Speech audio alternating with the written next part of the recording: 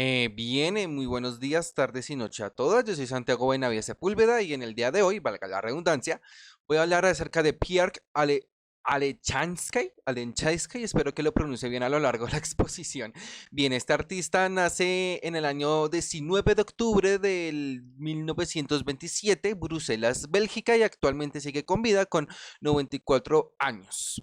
Bien, voy a hablar acerca de su formación académica y él desde pequeño podemos comenzar a hablar que él es amante a la ilustración de los libros y la tipografía. Recordar que este tipo de arte es todo el diseño de las letras. Y de allí su profesión lo estudió en el año 1944 en la Escuela Nacional Superior de Arquitectura y en las Artes Decorativas La Cramp en Bélgica. Más adelante se especializó en grabados, específicamente aquí en la aguatinta y en acuarela en papel de arroz. Más adelante se hizo estudiante del maestro británico Stalin William Hayder. Gracias a la inspiración por este artista, Pierre ha construido su estilo artístico de allí en adelante. El artista realmente también es muy variado y él hace bastantes combinaciones como el artista gráfico, como grabar, como pintar e inclusive hacer videografía. Todo relacionado también con lo que tenga que ver con el cine. Después de la Segunda Guerra Mundial, que finalizó en el año 1945 hasta el año 1948, él descubre artistas como Harry Michaels y Jean Dubuffet y el surrealismo. Y después estableció una amistad con el crítico de arte Jacques Spuman, donde aquí se me hace importante de hablar de estos dos artistas. Así que voy a comenzar acá con Harry Michaels, que espero que lo pronuncie bien, y hablamos de que él es un poeta y un pintor belga nacionalizado en Francia, y él relaciona bastante el expresionismo abstracto con el informalismo. Hablamos que en el año 1919 él descubre el surrealismo después de viajar por el mundo y después de hallar que la medicina no era lo suyo. Y ya hablando de Jean Dubuffet, hablamos de que él es pintor francés con el objetivo de despertar el interés del público por lo cotidiano. Hablamos de que en este mismo año, en el año 1945, él concebió y creó el Art Brut, o en su traducción, el arte marcial, que es un tipo de movimiento de arte que rechaza cualquier eh, gama de la armonía y la belleza en diferentes obras de arte.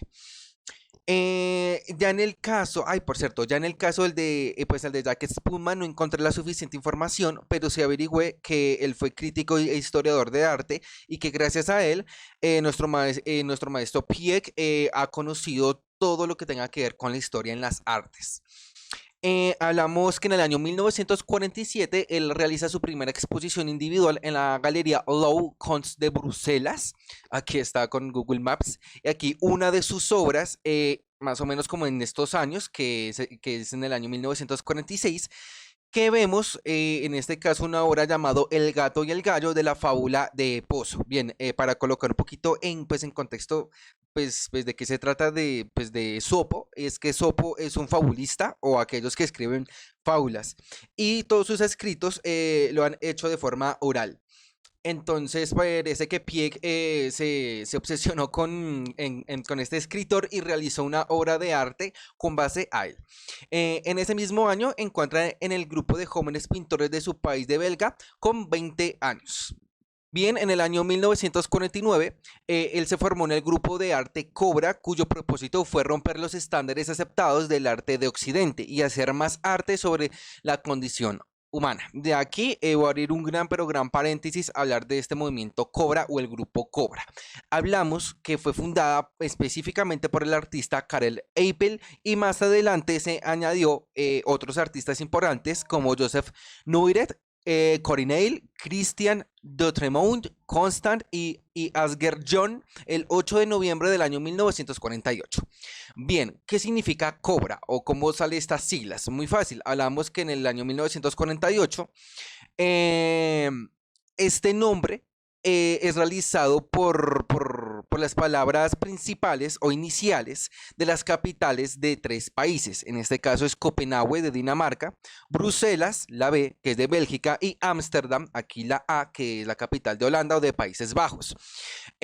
Hablamos de que este movimiento es una especie de rebelión de quienes han sobrevivido, qué pena, a una guerra de horrores de la Segunda Guerra Mundial y trata de un arte furioso basado en la espontaneidad irracional, la libre experimentación, mucha frescura, violencia cromática y energía vital.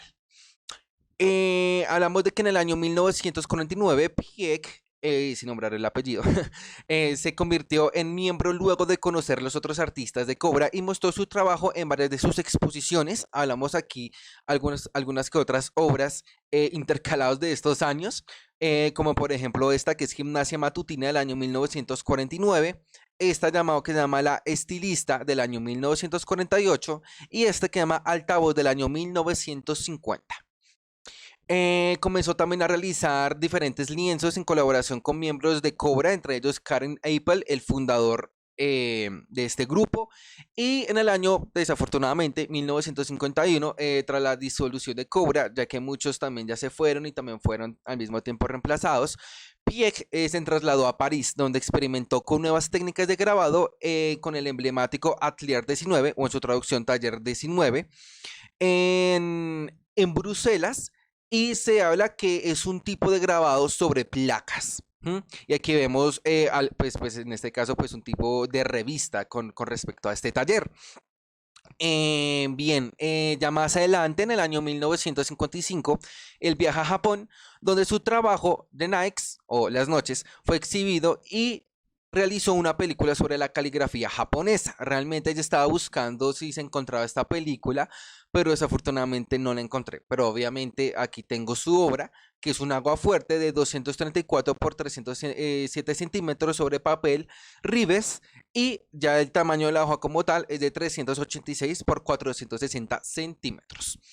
Bien, hablamos más adelante que en el año 1954 protagonizó su primera exposición individual en la galería Nina Dusset en París. Aquí vemos una revista, pues, de dicha galería donde él participa, donde aquí lo pueden acá leer. Y de allí conoció al pintor, ay, perdón, y de allí conoció al pintor Walt Sting, de crucial importancia en el desarrollo de sus trabajos posteriores. Hablamos que este es un artista chino que inició con el arte abstracto y después pasó a hacer más arte figurativo en los años 70. Asimismo, Piek se interesó por la caligrafía japonesa, realmente se obsesionó con este tipo de arte y por eliminar la brecha entre arte oriental y occidental, es decir, él ya no como que se basaba tanto en un arte ni oriental ni occidental, sino una obra como más neutral, más de él. Y de allí de entonces su estilo se hizo más tranquilo y contemplativo y no tan brusco.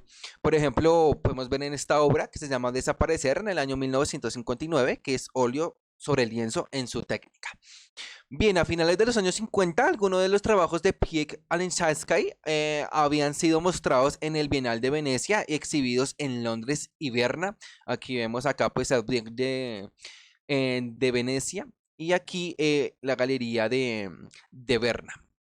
En los años 60, la reputación de Piek creció internacionalmente cuando su arte fue expuesto en Nueva York, Pittsburgh, Pensilvania, Estado de Estados Unidos, y Ámsterdam en Países Bajos. Hablamos que en el año 1961 él asistió a diferentes exposiciones y a diferentes galerías. Una de ellas es el Internacional de Pittsburgh y la otra es la Galería Lefebvre de Nueva York y la Galería de Francia de París. Esta obra a mí se me hace muy interesante. Esta obra se llama Observaciones Marginales. Hablamos de que lo realizó en el año 1965 en el Central Park y podemos comentar que este fue su primera obra con tinta china y en acrílico.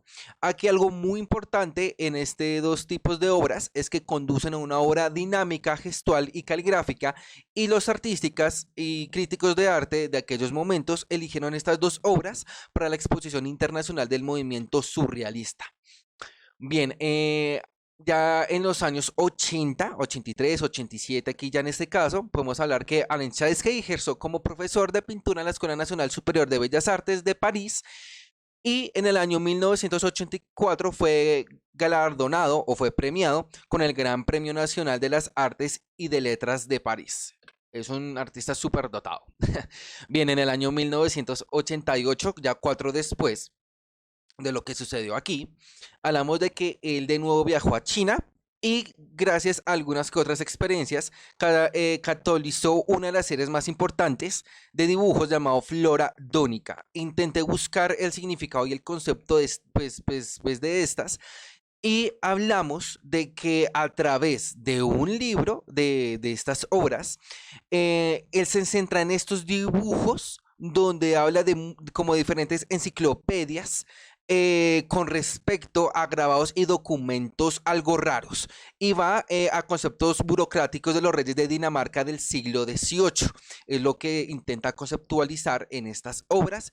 Lo podemos encontrar en Amazon y solamente hay una edición editorial que es de Francia y con un precio de $28.75. Ya en el año 1994 él se ganó un gran honorario de doctorado de la Universidad de Libre de Bruselas por su gran desempeño como profesión y cumpliendo, aquí ya más adelante, ya con los 80 años, también se organizó diferentes sendas de retrospectivas de su trabajo en México, Francia y Suiza.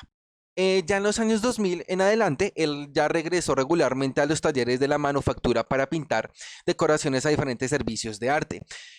Hablamos que en el año 2006, específicamente, en la revista de Art Hole, o en su traducción de los suizos, Trau Berna, editorial numeral 16, apareció la obra corriente principal que creó especialmente para esta revista y cuya edición principal contiene un fuerte titulado Temps pasado, elaborando sobre hojas de un anciano registrado de aduanas francés. Y aquí vemos acá el documento de dicho anciano con estas udanzas francesas.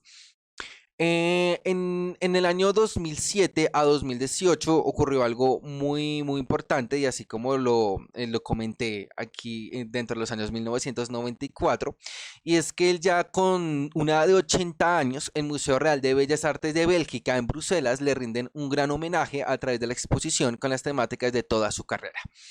Aquí me gustaría finalizar toda la parte como biográfica, su carrera, todo lo que ha hecho con una frase muy célebre de él que dice la siguiente: cuando pinto libero monstruos, son las manifestaciones de todas las dudas, búsquedas y andanzas de sentido y expresión que todo artista experimenta.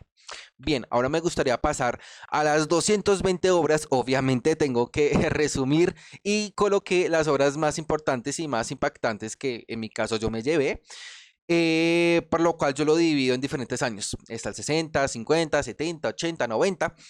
Y hablamos de estas tres, cuatro, de estas cinco obras, donde una de ellas se llama Césped Alto, 1951, de un estilo del tachismo, igual la de abajo, que se llama El Hormiguero, que esta es una muy, bueno, es una de las obras muy célebres de él, año 1954.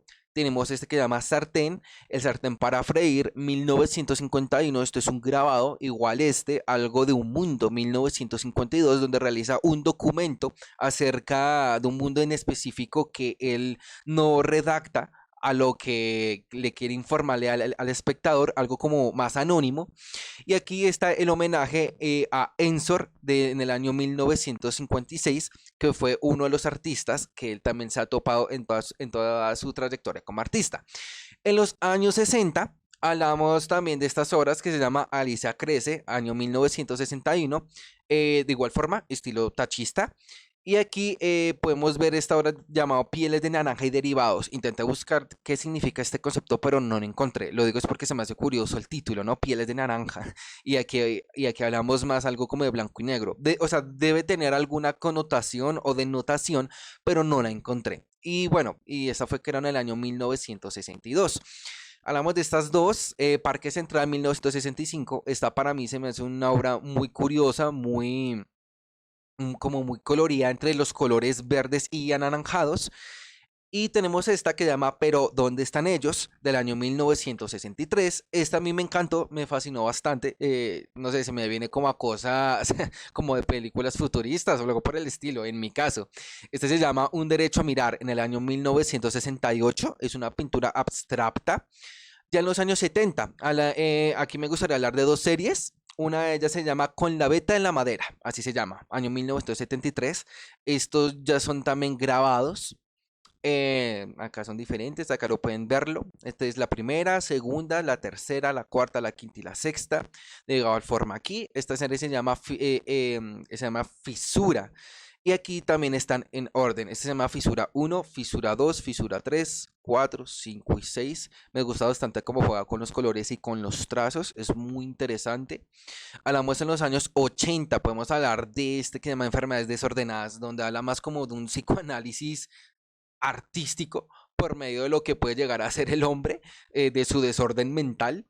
Tenemos este que se llama Estribor, año 1986. Está muy parecida a esta, que se me hace bastante curioso, y además también por los grabados que se encuentran pues alrededor de esta imagen, la que está aquí en el centro.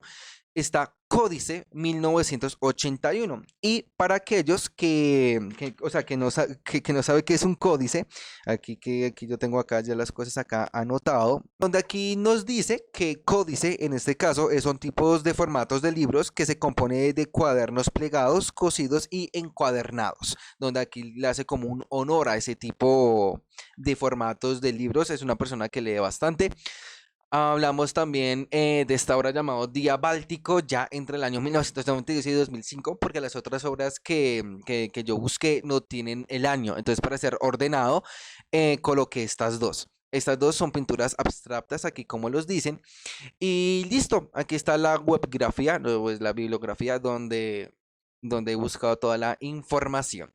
Me gustaría aquí mostrarles acá un pequeño video con respecto a las obras sobre papel. Es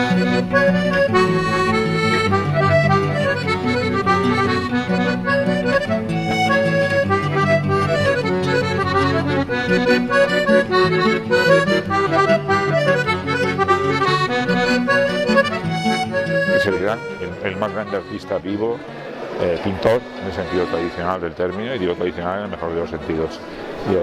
Estamos absolutamente emocionados de haber conseguido traer ese trabajo a dos salas, a la sala Goya y a la sala Minerva, piezas más pequeñas de dibujo y aquí más bien pintura.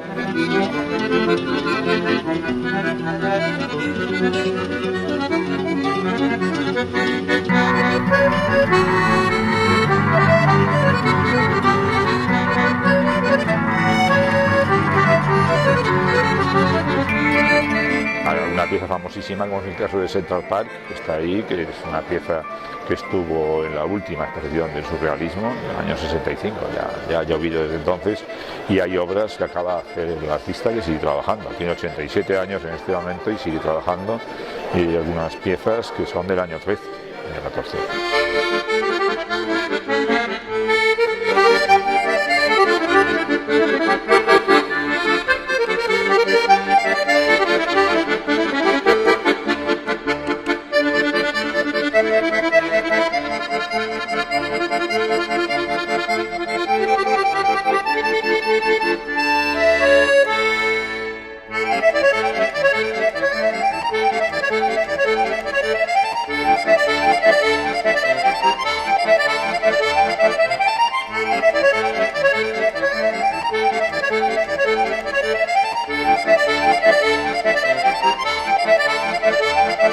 Y bien, aquí ya terminó ya la exposición. Muchas gracias por su atención y que tengan una feliz noche. Hasta luego.